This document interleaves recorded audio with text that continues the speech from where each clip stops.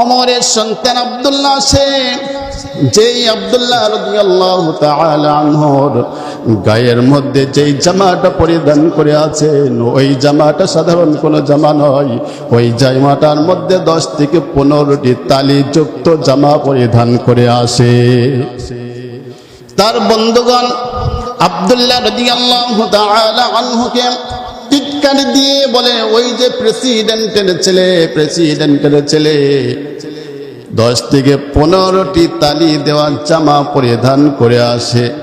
এইভাবে যখন টিটকারি মেরেছে, আব্দুল্লাহ রাদিয়াল্লাহু তাআলা আনহু তিনি আর মাদ্রাসার মধ্যে গেলেন না। মাদ্রাসা থেকে দূর থেকে তিনি বাড়ির দিকে রওনা হয়ে গেলেন। ও মিয়া, একটিবার চিন্তা করে দেখুন, ওই যে ওমর, যিনি অর্ধ পৃথিবীর প্রেসিডেন্ট, তিনি যেই জামা পরিধান করতেন, তার জামার মধ্যে একটি নয়, দুইটি নয়, 18টি তালিযুক্ত জামা পরিধান তিনি করতেন। বলেন আল্লাহু আকবার। একজন মুসলিম হয়ে কোরআনের কথা শুনবে, জানবে, বুঝবে, আমল করবে, এটাই তো তার ইমানি দায়িত্ব। কথা বলেন ঠিক কিনা? এটা তার ভালো লাগুক আর না লাগুক, কোরআনের কথা মাথা পেতে নেবে। ক্বালু সামি'না ওয়া আতা'না। যারা মুসলিম হবে, যারা ইমানদার হবে, তারা শুনবে আর মানবে। এই ব্যাপারে তারা কোনো কৈফত, তারা কোনো প্রশ্ন তারা করবে না।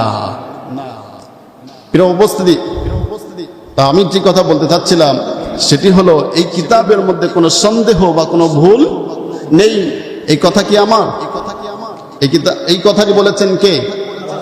আল্লাহ তাআলা বলেছেন। আজ থেকে 1450 বছর পূর্বেই এই পবিত্র কালামের শুরুতে আল্লাহ তাআলা বলেছেন, যালিকাল কিতাবু লা রাইবা ফি। এটি এমন একটি কিতাব তোমাদেরকে দান করলাম, যেই কিতাবের মধ্যে কোনো ভুল নেই। এমন একটি কিতাব তোমাদেরকে দান করলাম, যেই কিতাবের মধ্যে কোনো সন্দেহ নেই। আলহামদুলিল্লাহ। আমরা বললাম, রব্বুল আলামিন, এই কিতাবটি তুমি তো আমাদেরকে দয়া করে দান করলে, তবে কেন দয়া করলে, কেন দয়া করে দান করলে, সেই কথাটা কি একবার বলবা না? রব্বুল আলামিন পবিত্র কোরআনের আরেক আয়াত নাযিল করে আমাদেরকে সুন্দর করে জানিয়ে দিচ্ছেন, গোলাম শোনো, এই কিতাবটি কেন দান করলাম। কিতাবুন আনজালনাহু ইলাইকা লিতুখরিজান নাসা মিনাজ যুলুমাতি ইলান নূর। ও নবী, এই কিতাবটি আপনার উপরে আমি নাযিল করলাম এই জন্য, মানুষদেরকে অন্ধকার থেকে বের করে আলোর দিকে আনার জন্য এই কোরআনটা আমি তোমাদেরকে দান করলাম। বলেন সুবহানাল্লাহ। এই অন্ধকার কি রাতের অন্ধকার? না না, এই অন্ধকারগুলো তো রাতের অন্ধকার নয়।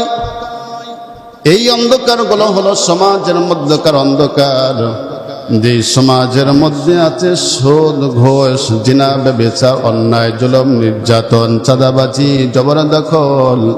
এই যে অন্ধকার, এই অন্ধকারগুলোকে দূর করার জন্য আল্লাহ রাব্বুল আলামিন এই কোরআনটা আমাদেরকে দয়া করে দান করলেন। বলেন সুবহানাল্লাহ।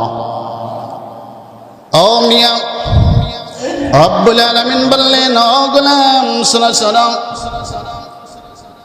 এই কোরআনের কথাগুলো যখন তোমরা সমাজের মধ্যে, রাষ্ট্রের মধ্যে বাস্তবায়ন করার জন্য, প্রতিষ্ঠিত করার জন্য যখন তোমরা কাজ করবারে গোলাম, ওই সমাজের বাতিলগুলো, মানুষগুলো তোমাদেরকে ধরবে, জেলখানায় পড়বে, ফাঁসির কাস্টে ঝোলাবে, রাতের অন্ধকারে ধরে নিয়ে গিয়ে তোমাদেরকে গুম খুন করে দিবে।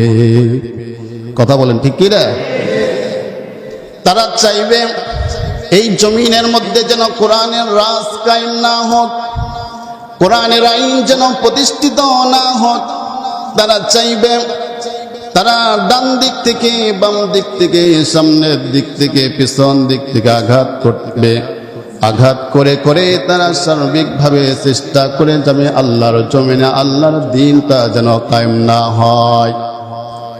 অপরদিকে আল্লাহ রাব্বুল আলামিন ওই বান্দাগুলোকে লক্ষ্য করে চ্যালেঞ্জ করলেন, ও গোলাম শোনো শোনো, তোমরা যতই চেষ্টা করো না কেন, যতই বাধা দাও না কেন, আমি আল্লাহ রব্বুল আলামিন আমার জমিনে আমার কোরআনের আলো আলোকিত করবই। বলেন সুবহানাল্লাহ।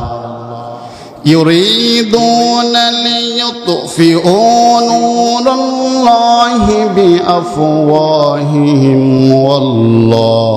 والله متم نوره ولو كره الكافرون। জোরে বলুন কথাটা কার? রব্বুল আলামিন বলেন, গোলাম শোনো শোনো, কাফেররা তারা চায় তাদের মুখের ফুৎকার দিয়ে আমার আলোকে নিভিয়ে দিতে, কিন্তু আমি আল্লাহ রব্বুল আলামিন তাদেরকে চ্যালেঞ্জ করলাম, আল্লাহু মুতিম্মু নূরিহি, আমি আল্লাহ রব্বুল আলামিন আমার আলোকে আলোকিত করবই, ওয়ালাউ কারিহাল কাফিরুন, কাফেররা যত এটাকে অপছন্দ করুক না কেন।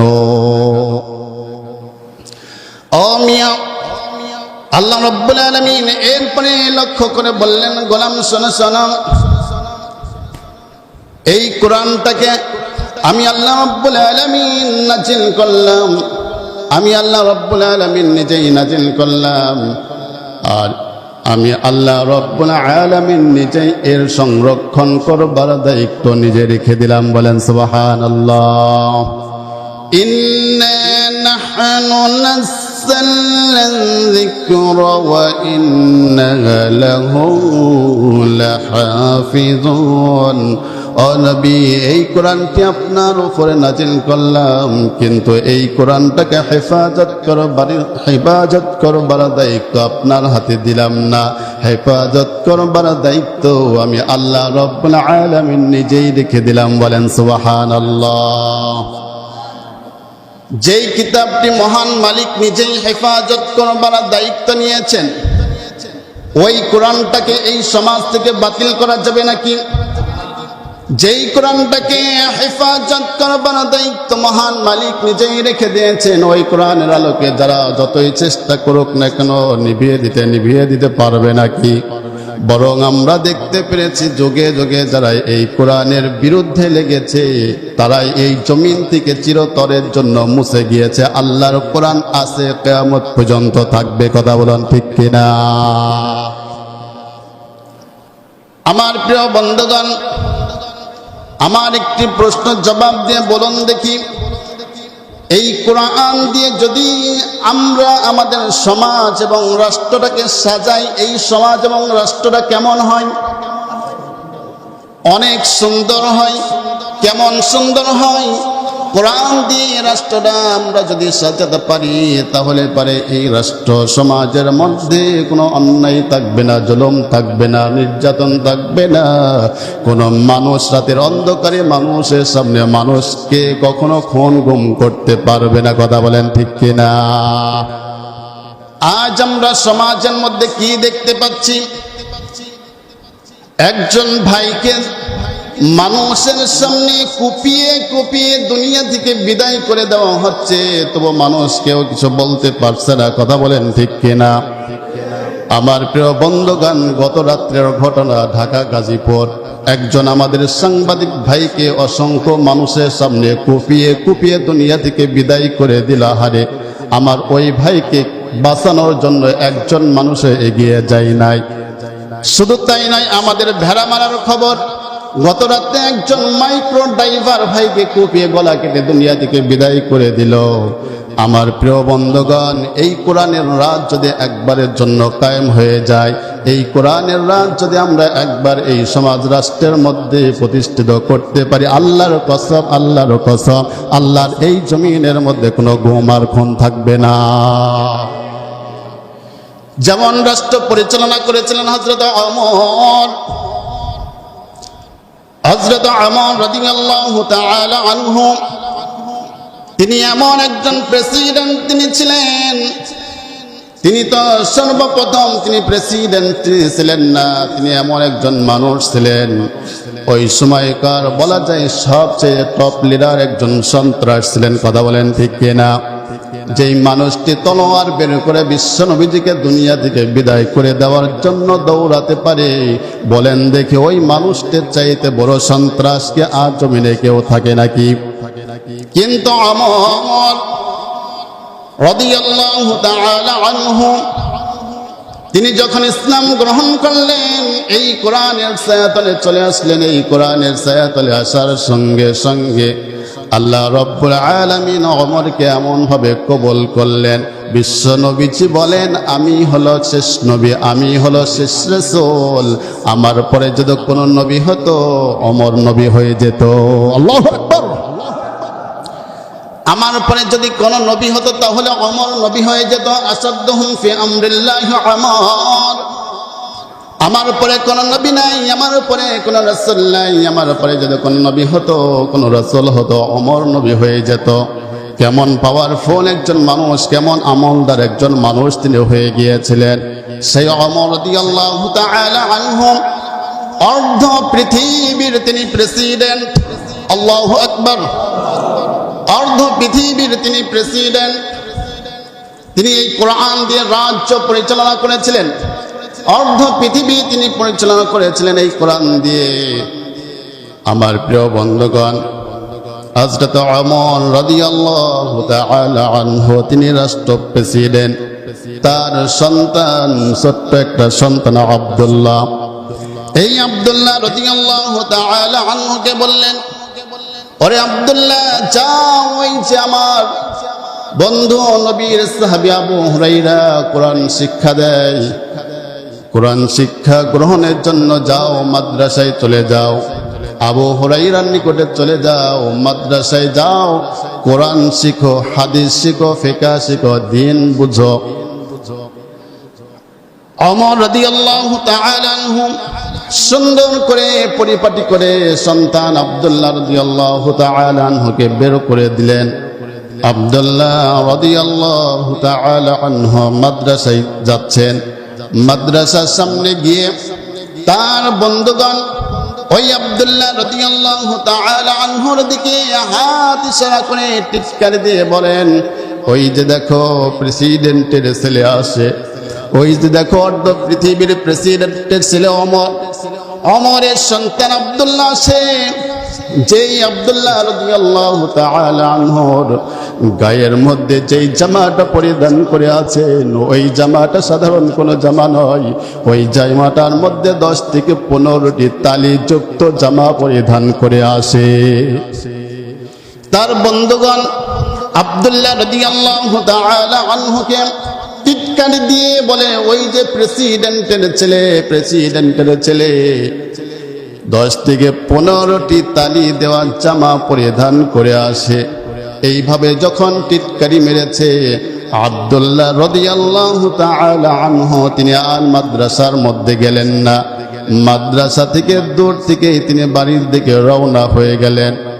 ও মিয়া, একটিবার চিন্তা করে দেখুন, ওই যে ওমর যিনি অর্ধ পৃথিবীর প্রেসিডেন্ট, তিনি যেই জামা পরিধান করতেন তার জামার মধ্যে একটি নয়, দুইটি নয়, 18টি তালিযুক্ত জামা পরিধান তিনি করতেন। বলেন আল্লাহু আকবার। তিনি আমাদের মতো এত সুন্দর জামা পরিধান করতেন না। অর্ধ পৃথিবীর যিনি প্রেসিডেন্ট, সেই প্রেসিডেন্টের গায়ের মধ্যে যেই জামা, সেই জামার মধ্যে একটি নয়, দুইটি নয়, 18টি তালি। এই 18টি তালিযুক্ত জামা পরিধান করে ওমর রাদিয়াল্লাহু তাআলা আনহু তিনি রাষ্ট্র পরিচালনা করেন। প্রিয় বন্ধুগণ, ওমর রাদিয়াল্লাহু তাআলা আনহু একদিন জুমার খুতবা দেওয়ার জন্য দাঁড়িয়েছেন।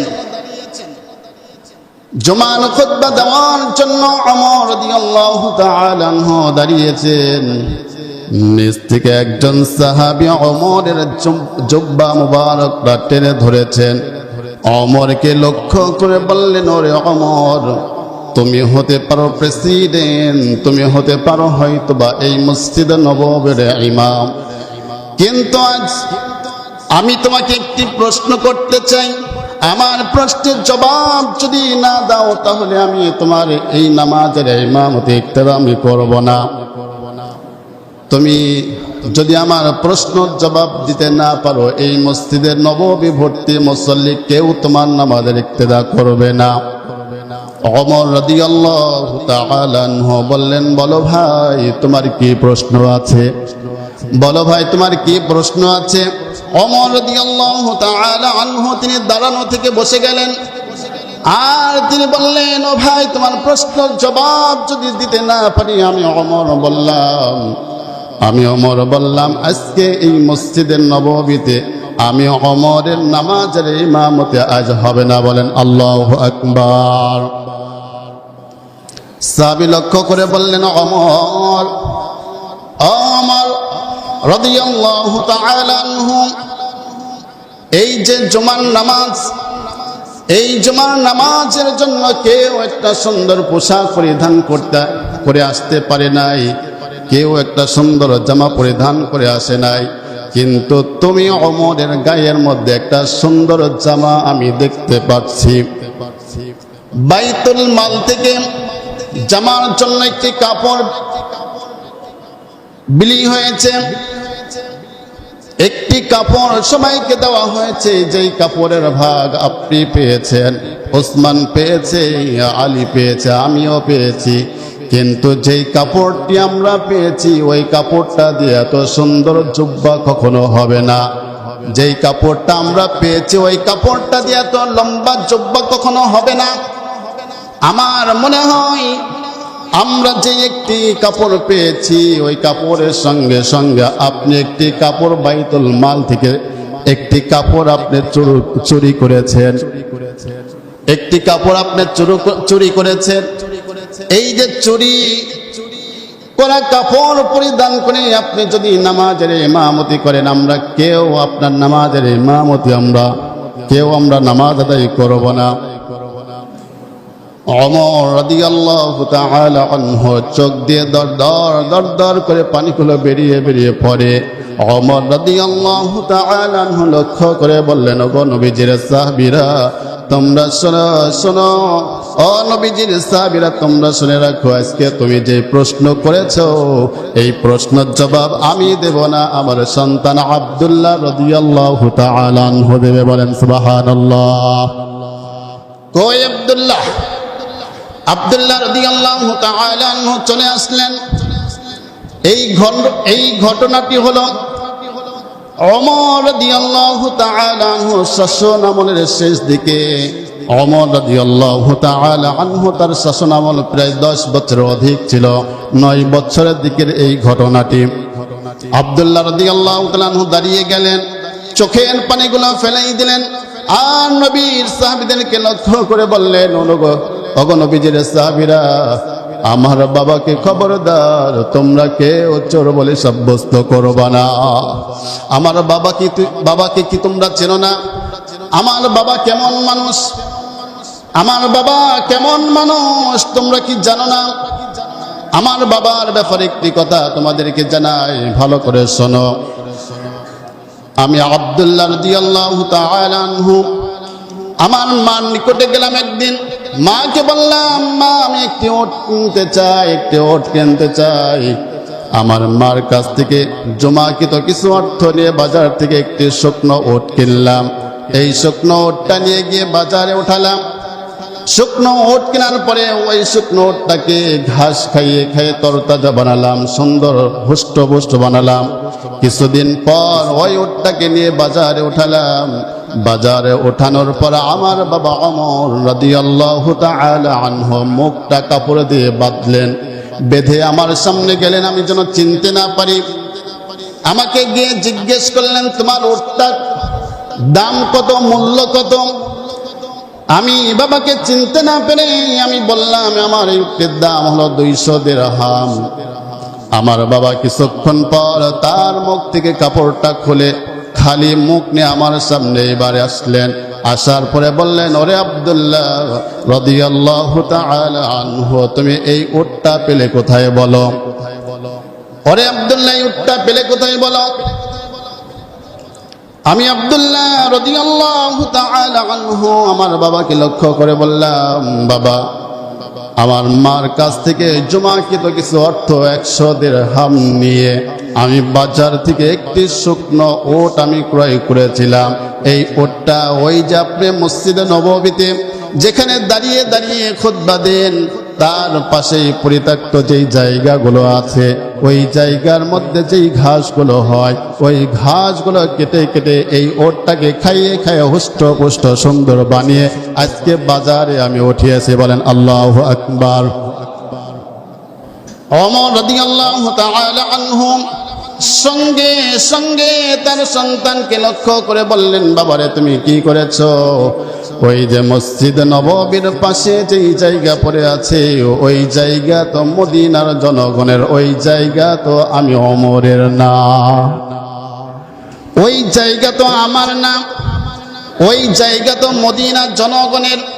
ওই জায়গা থেকে ঘাস কেটে কেটে তুমি তোমার উটকে খাইয়ে বড় করেছো, অতএব আজকে তোমার এই ওটটি 200 দিরহাম দিয়ে বিক্রয় করার পর 100 দিরহাম তুমি তোমার নিজের কাছে রাখবা, আর 100 দিরহাম তুমি বাইতুল মালে জনগণের জন্য তুমি জমা দিয়ে দিবা। আমার প্রিয় বন্ধুগণ, আব্দুল্লাহ রাদিয়াল্লাহু তাআলা আনহু সমস্ত সাহাবীদেরকে লক্ষ্য করে বললেন, ওরে নবীজির সাহাবীরা তোমরা শোনো, আমার বাবা ওমর রাদিয়াল্লাহু তাআলা আনহু কখনো কোনো দিন কোনো সময় আমাদেরকে হারাম খাওয়াই নাই, হারামের সাথে কোনোদিন সম্পর্ক তিনি রাখেন নাই। কথা বলুন ঠিক কিনা? আমার প্রিয় বন্ধুগণ, আব্দুল্লাহ রাদিয়াল্লাহু তাআলা আনহু এইবার লক্ষ্য করে সমস্ত সাহাবীদেরকে লক্ষ্য করে বললেন, ও আমার সাহাবীরা তোমরা শোনো, তোমরা সবাই বাইতুল মাল থেকে জামার জন্য একটি করে কাপড় তোমরা পেয়েছো, আমিও ভাগের ভাগ একটি কাপড় পেয়েছি। কিন্তু যেই কাপড়টা পেয়েছিলাম ওই কাপড়টা দিয়ে তো একজনের একটি সুন্দর জুব্বা বানানো সম্ভব নয়। এই জন্য আমার বাবা ওমর রাদিয়াল্লাহু তাআলা আনহুকে বললাম, বাবা আপনি যেই কাপড় পেয়েছেন ওই কাপড় দিয়ে তো জুব্বা একটা সুন্দর হবে না, কিন্তু প্রতি সপ্তাহে প্রতি জুম্মায় আপনি শত শত সাহাবীদেরকে সামনে রেখে খুতবা দেন, আপনার জুব্বাটা যদি এমন একটা টান টান হয় দেখা যায় কেমন। অতএব আমার এই কাপড়টা নেন, আপনার কাপড় আমার কাপড়টা এক জায়গায় করে সুন্দর একটা জুব্বা আপনি বানিয়ে নেন। বলেন আল্লাহু আকবার। আমার প্রিয় বন্ধুগণ, ওই যে ছোট্ট আব্দুল্লাহ কান্না করতে করতে বাবার কাছে চলে এসেছেন। ওমর রাদিয়াল্লাহু তাআলা আনহু তার সন্তানকে দেখলেন, কোলের মধ্যে জড়িয়ে ধরলেন আর বললেন, বাবা কি হয়েছে, কান্না করো কেন? তোমাকে না মাদ্রাসায় পাঠালাম, মাদ্রাসায় না যে তুমি কেন আবার বাড়ি ফিরে এসেছো বলো? আব্দুল্লাহ রাদিয়াল্লাহু তাআলা আনহু বললেন, বাবা আমি আর কোনোদিন মাদ্রাসায় যাব না। ওমর রাদিয়াল্লাহু তাআলা আনহু বলেন, কি হয়েছে বলো? আব্দুল্লাহ রাদিয়াল্লাহু তাআলা আনহু বলেন, ও বাবা তুমি যদি আমাকে একটি সুন্দর জামা না বানিয়ে দাও ততদিন পর্যন্ত আমি মাদ্রাসায় আর যাব না। ও মিয়া খেয়াল করে দেখো ওমর কি বললেন। ওমর তার সন্তানকে লক্ষ্য করে বললেন, বাবারে ও পৃথিবীর প্রেসিডেন্ট, অর্ধ পৃথিবীর একজন প্রেসিডেন্ট তার সন্তানের জন্য একটি জামা বানাবেন, এই জন্য সন্তানের নিকট 1 সপ্তাহ সময় চাই।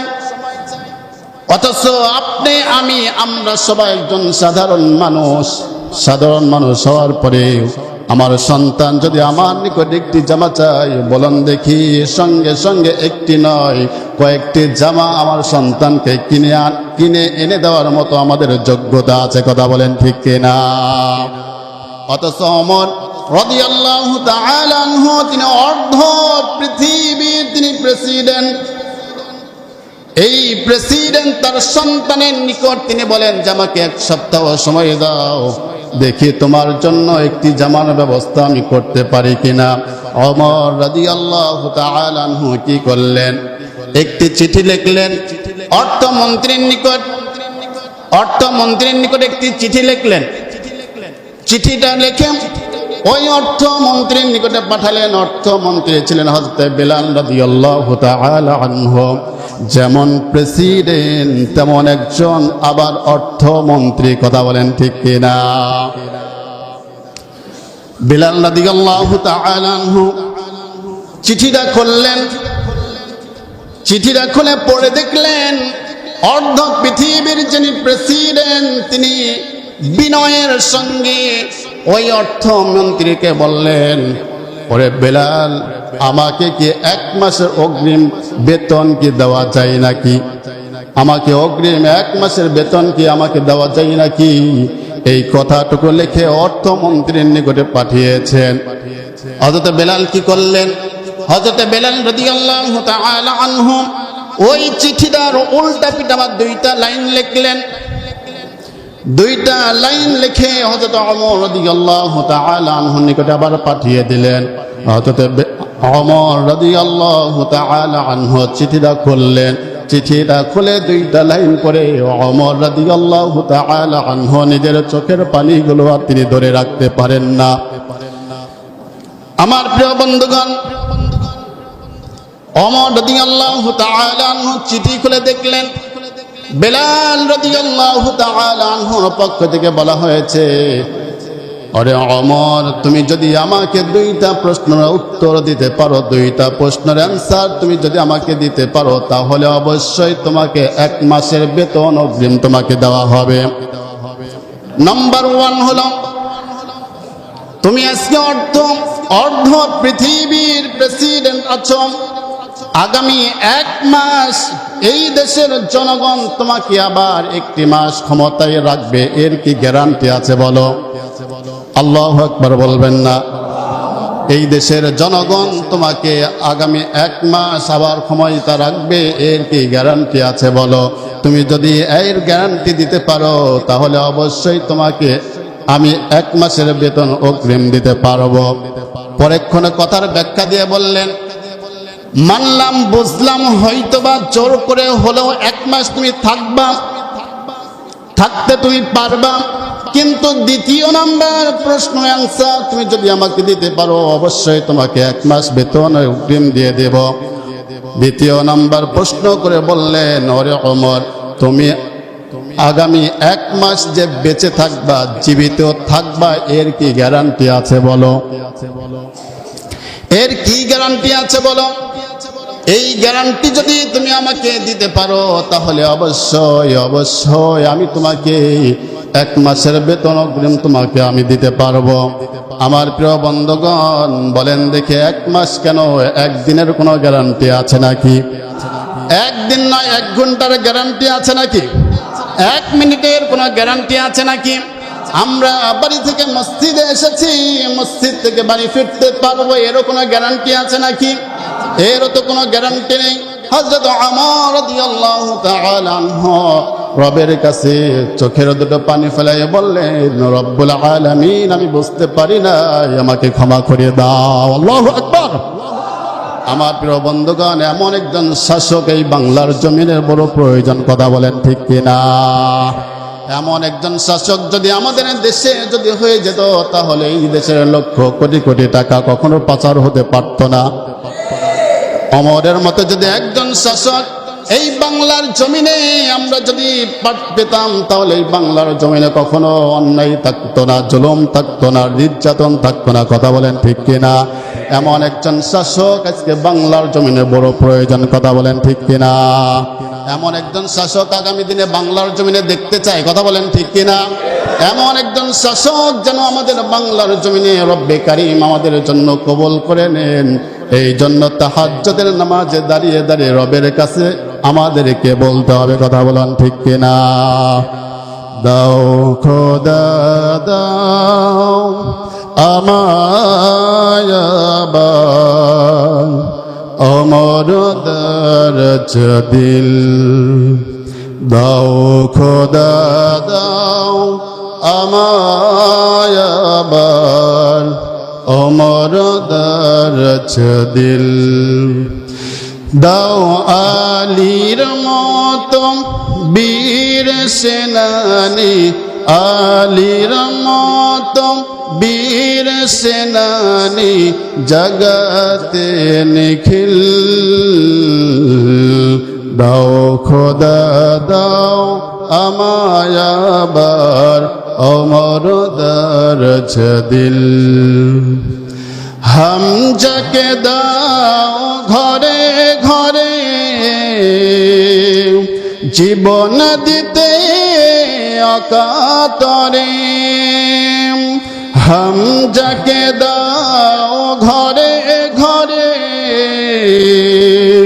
জীবন দিতে অকাতরে আবার কাবা ভাঙতে এলে আবার কাবা ভাঙতে এলে পাঠাও আবাবিল